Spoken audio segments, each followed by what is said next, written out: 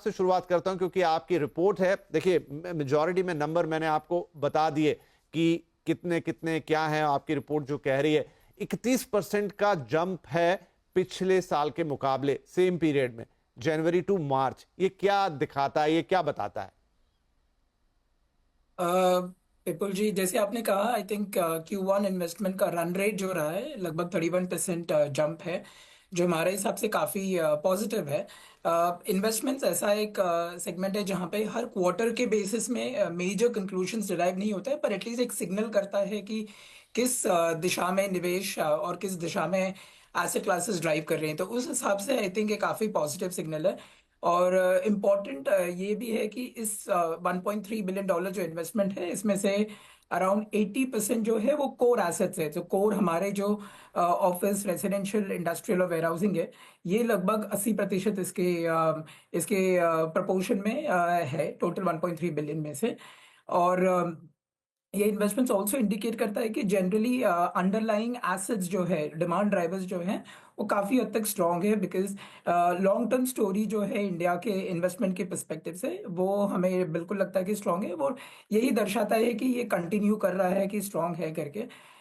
एक और interesting observation, again quarterly है, हमें देखना है कि रेस्ट ऑफ द ईयर में वो कैसे पैन आउट होगा। डोमेस्टिक इन्वेस्टमेंट जो है उसका प्रोपोर्शन काफ़ी सिग्निफिकेंट रहा है, 60% के आसपास। क्योंकि अगर हम 4-5 साल की बात करेंगे तो लगभग वो स्टेडीली इंक्रीज हुआ है, लगभग 30-40% रहा है। बट इस क्वार्टर में आई थिंक काफ़ी सिग्निफिकेंट है, 60%। तो अभी हमें ये देखना है कि रेस्ट ऑफ द क्वार्टर्स में ये पैन आउट कैसा होगा। तो वो भी एक significant trend, significant as well as मैं बोलूँगा कि पॉजिटिव ट्रेंड है। तो आई थिंक ये एक मेजर मेजर मेजर एक नंबर्स के छोटा सा बेसिस में अगर मैं सप्लीमेंट्री बोलना। सवाल मैं और जोड़ देता हूं अपने दर्शकों की सहूलियत के लिए। विमल, जब आप कहते हैं इंस्टीट्यूशनल इन्वेस्टर्स, इसमें कौन होता है?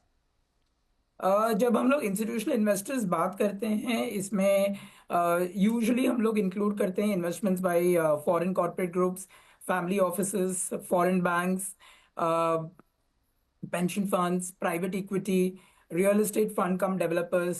फिर अगर कुछ फॉरेन फंडेड एनबीएफसीज हैं, लिस्टेड रीट्स अगर रहेंगे, सॉवरेन वेल्थ फंड्स। तो ये सारे जो भागीदार है, ये सब हम लोग इंस्टीट्यूशनल इन्वेस्टमेंट कैलकुलेशन में कंसिडर करते हैं। और यही जब आप कहते हैं कि इंडियन इंस्टीट्यूशनल इन्वेस्टर, तो यही कैटेगरीज यहां भी फॉलो होती हैं? सेम चीज, इसीलिए हम क्लियरली कहते हैं कि it is institutional, Indian institutional real estate investment. Okay, ठीक है। पहले आया था $102 करोड़, अभी $300 करोड़ के पार है। राइट। और अगर हम पिछले क्वार्टर से भी तुलना कर जाएं उसकी, तो वहां पर भी एक सिग्निफिकेंट ग्रोथ है, करीब 150% के आसपास की। वाई इतना पैसा इस सेक्टर में ऑल ऑफ सडन आया है, या पहले से भी था, या अभी एक स्पाइक देखने को मिला है? आई थिंक जैसे विपुल जी भी बोल रहे थे, आई थिंक रेजिडेंशियल में लास्ट 3 साल में, आई थिंक लाटर पार्ट ऑफ 21 से जो रिकवरी शुरू हुई थी, वो रिकवरी अभी भी रिकवरी एक्चुअली मोमेंटम गेन करके, I think we have seen some of the record sales in the last 2-3 years. तो अगर अभी भी हम देखेंगे तो आई थिंक एक, हाँ, हमारा खुद का व्यू, हाउस व्यू ये है कि ये जो एलिवेटेड लेवल्स है, इसमें कहीं ना कहीं एक स्टेबिलिटी आने वाला है। और अगर इसका रिफ्लेक्शन हम प्राइजेस में भी देखेंगे तो एवरेज हाउसिंग प्राइसेस इवन 2024 में अराउंड 10% ग्रो हुआ है एनुअल बेसिस में, एटलीस्ट टॉप सिटीज में। सो डिमांड काफ़ी स्ट्रॉन्ग है। सो डिमांड काफ़ी बड़ा है, क्या इतना बढ़ता रहेगा? एटलीस्ट हमारा व्यू है कि ये लेवल पे कहीं ना कहीं स्टेबिलिटी आएगा, एंड मार्केट का एक क्या बोलते हैं, स्केल अप, जो जिसे कहते हैं स्केल अप होने के बाद उस लेवल पे स्टेबिलिटी होगा। काफ़ी हद तक अंडर कंस्ट्रक्शन सप्लाई भी है मार्केट में। और residential investments as a trend अगर देखें, लास्ट 2-3 साल में बढ़ता आ रहा है। और इस क्वार्टर में डेफिनेटली अगर हम लोग क्वार्टर एंड क्वार्टर कंपेयर करेंगे एनुअल बेसिस में, 3 गुना बढ़ा है। पर आई थिंक ये सपोर्ट करता है पूरा डिमांड स्टोरी जो है। और अभी क्या है कि इनफैक्ट हमने पिछले साल भी एक रिपोर्ट लाई थी कि डिमांड जो है, there is a lot of pent up demand. So एक तो है कि ह्यूज डिमांड सप्लाई गैप है, सेगमेंटल डिमांड सप्लाई गैप है कि अफोर्डेबल में अभी भी मेजर गैप है, मिड सेगमेंट में अभी भी बहुत ज़्यादा डिमांड है जिसको केटर किया जा सकता है। इसके बावजूद अगर हम लोग ओवरऑल अगर रियल एस्टेट की स्टोरी कहेंगे तो अगर बात करना चाहेंगे, तो I think it is also growing beyond ये जो टॉप 7-8 मार्केट्स है। तो हमने खुद डिफरेंट रीजंस, आप इंफ्रास्ट्रक्चर का रीजन बता दो, टूरिज्म हो, मेजर इंफ्रास्ट्रक्चर डेवलपमेंट, इंडस्ट्रियल वाला डेवलपमेंट्स हैं, अगर ये सब अगर फैक्टर्स कंसिडर करेंगे तो भी काफ़ी सारे इमर्जिंग सिटीज़ हैं जहाँ पे बहुत सारा पोटेंशियल है across asset classes, definitely housing. So जो अंडरलाइंग डिमांड फैक्टर है वो सिर्फ एक्सपैंड हो रहा है। सो गिवन जी। ऑल दीज थिंग्स, ये तो डिमांड स्टोरी हो गया। तो और सेंटिमेंट की अगर बात करेंगे, सेंटिमेंट डेफिनेटली अभी भी हमें लगता है कि काफ़ी हद तक पॉजिटिव है। अगर आज ही की अगर बात करेंगे तो अगर हाल ही में अभी 2 रेट कट्स कॉन्जिक्यूटिव हो चुकी हैं, सपोर्टेड बाय, सो ये सारा चीज़ सेंटिमेंट में बहुत फर्क पड़ता है। अगर हम बजट की बातें करेंगे तो बजट में भी आई थिंक जो टैक्स इंसेंटिव्स आए, स्पेशली कहीं ना कहीं अफोर्डेबल और मिड सेगमेंट के लिए ये बहुत सारा फेवरेबल है। So if you put all this together, I think residential story अभी भी इंटैक्ट रहा है, I think which is what is attracting investments. राय लेते हैं इस पे। विमल, बहुत इंटरेस्टिंग एक सिनेरियो दिया है यहाँ पर विपुल जी ने। What is your take?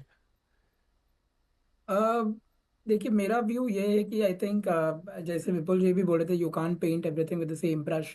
C, affordable demand तो डेफिनेटली है, और वो क्योंकि डिमांड सप्लाई मिसमैच है तो वो डिमांड का बेस बढ़ता जा रहा है। बट आई थिंक अफोर्डेबल में there are several other issues which is leading to the fact कि सप्लाई क्यों नहीं आ रहा है।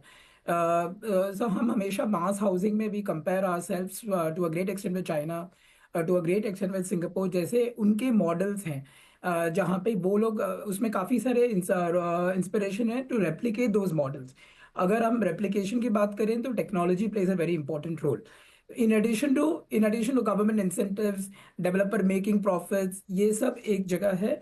पर I think it's a part somewhere, I think it has to be a part of that public policy saying that providing affordable housing not only under government schemes but also in urban areas जो है, जहाँ पे बहुत सब एक maximum proportion again उस bracket में है। आई थिंक कहीं ना कहीं वो पब्लिक पॉलिसी का पार्ट होना चाहिए विच विल एनकरेज कि सप्लाई ज्यादा है। तो अगर वो एक पॉलिसी, सब पॉलिसी की तरह, पॉलिसी के डायरेक्शन में वो सपोर्टेड बाय मेजर हमें एडवांसमेंट करना है टेक्नोलॉजी के क्षेत्र में, which can also reduce the cost of development. अगर कहीं ना कहीं ये दोनों एक इम्पॉर्टेंट हिस्सा है, I think which is what is again restricting the supply. अगर हम प्राइजेस की बात करें, आई थिंक हर शहर, भले मुंबई हो, हैदराबाद हो, बैंगलोर हो, all the cities, I think given the pace of development all the cities expand हो रहे हैं, अपने पेरिफेरी के बॉर्डर्स बढ़ रहे हैं। मुंबई में अगर आप देखेंगे तो वी हैव अ मुंबई 3 का प्लान। सो ये सारा प्रॉपर ब्रीडिंग ग्राउंड्स अगर मैं बोलूँ तो मेरे हिसाब से है जहाँ पे अफोर्डेबल सप्लाई आ सकती है, मिड इनकम सप्लाई आ सकती है।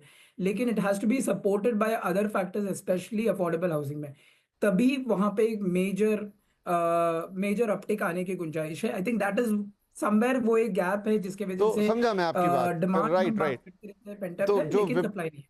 विमल, नंबर 2 पे बात करें यहाँ पर ऑफिस इन्वेस्टमेंट की, तो यहाँ पर आपकी रिपोर्ट कह रही है कि 1/3 of the money goes to office. आपका हेडलाइन ही है 400 crore of dollars is in housing. लेकिन अगर मैं ईयर वाइज देखूं या वाई कंपैरिजन देखूं या इवन क्वार्टर ऑन क्वार्टर देखूं तो वो नंबर घट गया, मतलब वहां पर एक डिक्लाइन है। ये इसको कैसे समझाएंगे? आई थिंक जैसे मैंने शुरू में कहा था, आई थिंक इन्वेस्टमेंट का जैसा होता है, आई थिंक इन्वेस्टमेंट क्वार्टरली जो ट्रेंड होता है उसमें से एक ब्रॉडर डायरेक्शन पता चलता है, but sometime it can be a blip also. So ये जो डिप दिख रहा है यहाँ पे, it is more like a momentary thing, क्योंकि अगर अंडरलाइंग डिमांड, अगर हम ऑफिस की बात करें, हमने हाल ही में ऑफिस के नंबर्स भी रिलीज किए थे, तो ऑफिस की Q1 नंबर्स काफ़ी स्ट्रॉन्ग है। It has around 16 million square feet का ग्रॉस लीजिंग हुआ है अक्रॉस 7 सिटीज, जो अराउंड 15% की ग्रोथ है। मैं डिनाई नहीं कर रहा हूँ कि इन्वेस्टमेंट के तौर पे कम दिख रहा है, लेकिन investment there is always a lag impact. So it is important कि हम एनुअल बेसिस में देखिए कैसा होगा। सो अभी ये देखते हैं कि नेक्स्ट क्वार्टर में कैसा होगा, हाफ ईयरली बेसिस में कैसे कंपेयर होगा। अदरवाइज ऑफिस के सेक्टर में एज सच हमें कुछ मेजर चैलेंजेस या फिर डिमांड इश्यूज नहीं दिख रहे हैं। मेजर आपका जो ड्राइवर है वहाँ पे, आई थिंक हमारे इन हाउस व्यू भी यही है कि corporates are expanding. Major demand GCC से आ रहा है, और जीसीसी लगभग अभी 30 से 40% ऑक्यूपाई कर रहा है ओवरऑल डिमांड के लिए, जो एक मेजर ड्राइवर है। विद इन ऑफिस अगर हम देखेंगे, लोग अडॉप्ट कर रहे हैं हाइब्रिड मॉडल, जिसके वजह से फ्लेक्स स्पेसेस के डिमांड भी बढ़ रहे हैं। तो डिमांड सप्लाई के सिचुएशन के हिसाब से, इनफैक्ट इंटरेस्टिंग बात ये भी है कि इस क्वार्टर में अगर हम देखें वैकेंसी के तौर पे, वैकेंसी लगभग 60-70 बिप्स कम हुआ है, विच इज ऑल्सो इंडिकेटिंग कि मार्केट काफ़ी टाइट है। और रेंटल्स भी काफ़ी हद तक मेजर मार्केट्स में, अगर हम मुंबई, बैंगलोर, दिल्ली बात करेंगे तो वहाँ पे मेजर माइक्रो मार्केट्स में काफ़ी हद तक रेंटल्स इंक्रीज हुए हैं 7 to 8%। सो मेरे हमारे हिसाब से डिमांड स्ट्रॉन्ग है। I think it's more like a short term blip. Otherwise office काफ़ी हेल्दी, ऑफिस का ट्रेंड काफ़ी हेल्दी है, एंड आई थिंक ये आने वाले क्वार्टर्स में डेफिनेटली पिकअप होगा। विमल, सिटी वाइज क्या कहती है आपकी रिपोर्ट? I think Mumbai is on the top and then followed by Bengaluru, Hyderabad and other cities, right? Correct. So Vipul ji, from a pure data perspective, आजकल क्या हो रहा है कि in terms of investment, investors type of deal structures अगर देखें, काफी हद तक प्लेटफॉर्म डील्स भी होती है, काफी हद तक ब्लैंकेट डील्स होते हैं जिसमें it covers lot of cities. तो अगर सिटी वाइज इंडिपेंडेंटली देखें, obviously Mumbai is leading and follow, Mumbai is about 20-22%, followed by Bengaluru and all. But I think multi city deals भी काफी होता है, मल्टी सिटी डील्स भी काफी हद तक मेजर प्रपोर्शन है। पर इंडिविजुअल के हिसाब से ये सिटीज है अगेन, इस तो पॉइंट ये है कि सिटी वाइज ब्रेकअप को इतनी बारीकी से नहीं देखना चाहिए, because I think there's a major proportion of platform deals which covers a lot of cities। Independently देखेंगे तो आपकी बात सही है। पूरा इस समय दुनिया में पिछले 1-2 हफ्ते में दुनिया बहुत बदली बदली सी लग रही है। मिस्टर ट्रंप ने काफी कुछ हलचल मचाया एंड स्टिल गोइंग ऑन। इसका हमारे इन्वेस्टमेंट पे, रियल एस्टेट इन्वेस्टमेंट पे, इंस्टीट्यूशनल इन्वेस्टमेंट पे किस तरह का इम्पैक्ट आप देख रहे हो? जी, फिलहाल एक्चुअली हमने भी थोड़ी बहुत limited, I think information is flowing in. I think थोड़ा टाइम लगेगा एग्जैक्टली एसेस करने के लिए। जैसे आज ही का न्यूज़ था, मैंने आई थिंक पढ़ा था कि pharmaceutical sector was suppose to be out of this whole reciprocal tariff, लेकिन आई थिंक उस पर भी कुछ आ सकते हैं, it seems with time.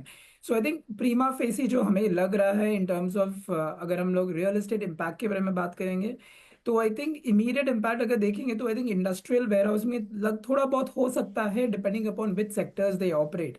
Because क्या होगा कि इंडस्ट्री सेक्टर्स जो एक्सपोर्ट ओरिएंटेड है और जहाँ पे डिपेंडेंसी यूएस कंजम्पशन पे है, वहाँ पे थोड़ा बहुत टैरिफ एस्केलेशन का फर्क पड़ सकता है। क्योंकि उस हिसाब से अगर हम देखेंगे एक्सपोर्ट्स, कुछ सेक्टर्स जो है ऑटोमोबाइल में भी, ऑटोमोबाइल कंपोनेंट्स जो हैं, जेम्स एंड ज्वेलरी है, टेक्सटाइल है, ये सेक्टर्स में इंडिया का शेयर जो है यूएस के एक्सपोर्ट्स में थोड़ा सिग्निफिकेंट है। तो इसमें इम्पैक्ट होने की गुंजाइश है, पर एसेस करना पड़ेगा कि कितना होगा कितना नहीं होगा। पर at the same time I think there is also opportunity, जहाँ पे आई थिंक अगर कंपीटिंग कंट्रीज के यहाँ पे टैरिफ्स बढ़े हैं, दैट ऑल्सो गिव्स हमें अपॉर्चुनिटी कि हम अपना शेयर वहाँ पे बढ़ा सकते हैं। और वो सिंक होगा जो बातें हो रही है make in India, augmentation of domestic capacity, तो आई थिंक कहीं ना कहीं वो एडवांटेज भी आ सकता है। पर ये सब अभी आने वाले वक्त में देखना पड़ेगा कि कैसे होगा। Immediate impact on real percolation of tariff residential commercial में इतना हमें नहीं दिख रहा है। पर टेक्नोलॉजी सेक्टर में थोड़ा बहुत इनडायरेक्ट रिपल इफेक्ट होने की गुंजाइश है, अगर हम बात करेंगे कि ये टैरिफ की वजह से जैसे ओवरऑल ग्लोबल ग्रोथ की बात करेंगे, अगर वो डेंट हो सकता है, अगर वहां पे थोड़ा स्लो डाउन हो, तो स्पेंडिंग ऑन आईटी सेक्टर कम हो सकता है, which can impact Indian IT. और इंडियन कमर्शियल ऑफिस स्पेस जो है वो काफी हद तक आईटी पे डिपेंड करता है। पर वहां पे भी एक कॉन्ट्रीब्यू ये हो सकता है कि whenever there is a general वहां पे बजट कंस्ट्रेंट या फिर स्लो डाउन हो, I think that also leads to more outsourcing to India. तो कहीं ना कहीं that can be a positive spin. So overall basis में this is what we feel.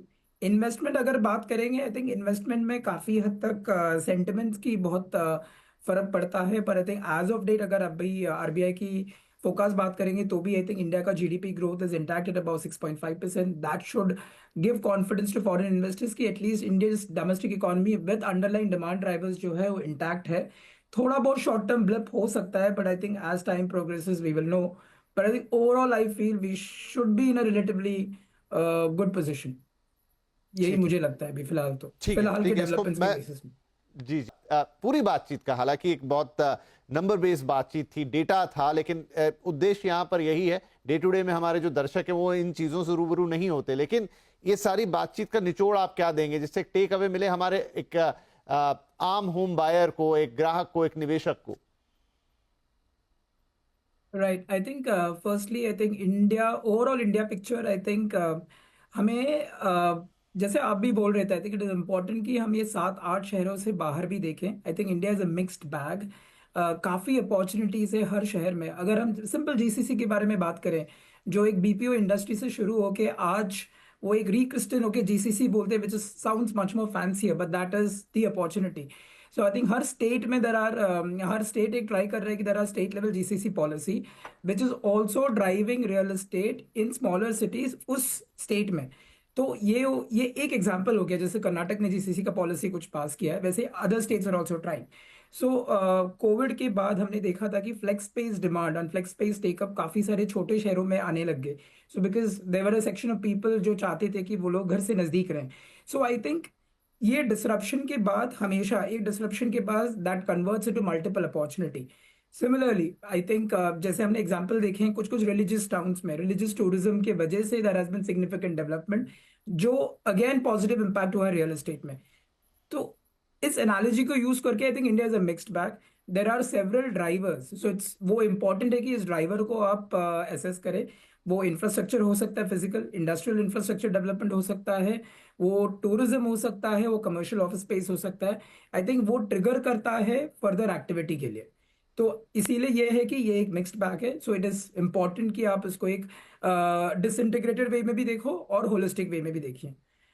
Coming to normal retail consumer, I think sentiment, I think from a housing perspective seems to be positive, because I think overall अगर हम लोग GDP देखें, GDP is intact at 6.5%. Important function is stability of income. I think overall अगर हम देखेंगे तो I think sentiment positive है, because we are not hearing news of layoffs. There has been decent growth in income. That is now supported by, अगर हम budgetary provisions देखेंगे, budgetary provision is also more supporting. I think हम नए नए regime में shift हो रहे हैं. इस कारण आई थिंक जो अभी का टैक्स स्ट्रक्चर है that is again more beneficial for the affordable in the mid segment. वो एक पॉइंट है. अगर हम मॉनेटरी पॉलिसी बात करें, monetary policy is also accommodative stance के हिसाब. I think clearly RBI governor ने कहा है कि आई थिंक इसके बाद either rates are going to remain stable और it will further down. I think all these are more sentimentally driven favorable factors.